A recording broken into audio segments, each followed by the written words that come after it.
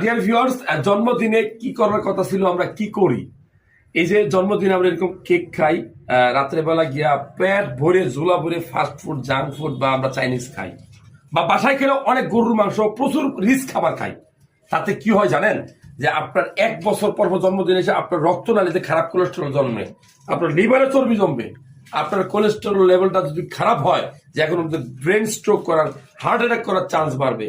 অথচ জন্মদিনে করা উচিত ছিল কি, যে আপনার রক্তের কোলেস্টেরল ঠিক আছে কিনা দেখা উচিত ছিল। প্রত্যেকটা জন্মদিনে যদি আপনি কিছু গুরুত্বপূর্ণ টেস্ট করেন, ডায়াবেটিস বাড়লো না কমলো, সিরাম ক্রিনিন লেভেল, কিডনি টেস্ট বাড়লো না কমলো, রক্তনালীতে কোলেস্টেরল, খারাপ কোলেস্টেরল বাড়লো না কমলো, আপনার লিভারের এসজিপিটি বাড়লো না কমলো, আপনি আল্ট্রাসাউন্ড করে দেখেন কিডনির পরিস্থিতি কি, কিডনিতে পাথর হইলো, আপনার প্রস্টেটটা বড় হইলো। আসলে মূলত যে জন্মদিনে আপনি কিছু গুরুত্বপূর্ণ টেস্ট করবেন, যে টেস্টগুলা করে আপনার এই দেহটা দেখবেন, এই রিপোর্টগুলো যত্ন করে রেখে দিবেন।